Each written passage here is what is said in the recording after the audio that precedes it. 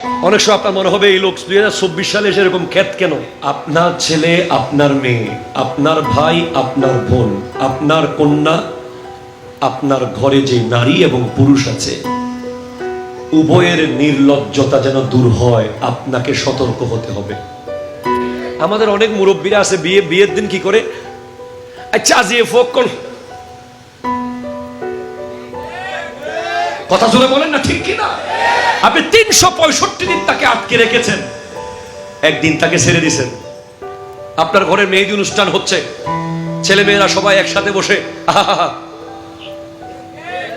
তখন অনেক মুরব্বীরা বলবে আচ্ছা তকগুনা, আচ্ছা যাক আজকে একদিন করতেছে, বিয়ে তো আর প্রতিদিন হবে না, ও জানাও তো আর প্রতিদিন হবে না, একদিনই হচ্ছে আর কি, একদিনে যথেষ্ট, ঠিক কিনা বলেন?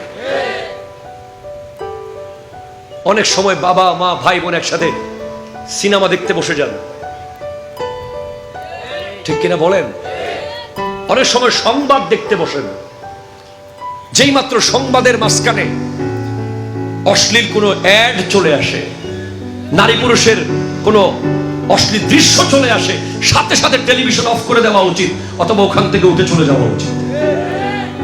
এখন আপনি আপনার ছেলে মেয়ে শো নিয়ে দেখতেছেন,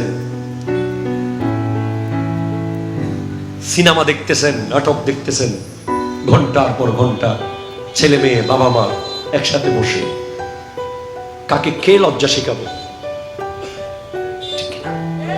আমাদের বাবাদেরকে আমরা দেখি সব সময় কঠোর, ইভেন নিজের আপন ভাই বোনও একসাথে কথা বললে ওদের মাথায় ঠিক মতো কাপড় আছে কিনা, ওদের গায়ে ঠিক মতো ওড়না আছে কিনা, ওদের পুরোপুরি সবকিছু পারফেক্ট আছে কিনা, চোখ লাল করে বলে এই কাপড় দাও মাথায়, কথা জোরে বলে, ঠিক কিনা বলেন? তাকে সতর্ক হতে হবে। লজ্জার চেয়ে বড় কোনো সম্পদ নাই, সব জায়গায় লজ্জা রাখতে হবে। লজ্জা, যার লজ্জা নাই তার কিছু নাই। ইজা ফাতাকাল হায়া ফাফআল মা শিতা, যার লজ্জা চলে গেছে সে যা ইচ্ছা তা করতে পারবে।